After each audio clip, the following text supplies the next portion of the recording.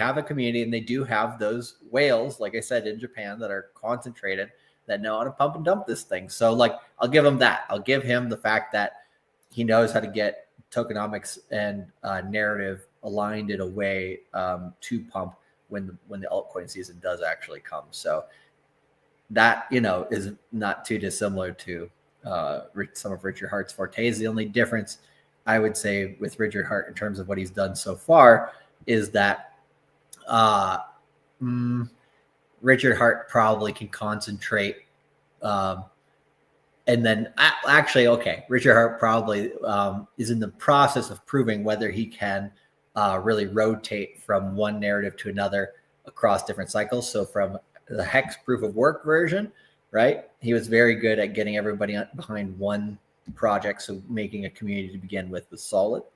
Then, right, shifting over to PulseChain so far has been a pretty big experiment that's kind of a wash, I would say, right now.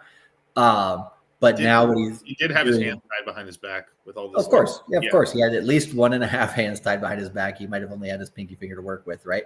But basically, now with burning PulseChain and now with pump.tires, like he's starting to really like kind of make that pivot work.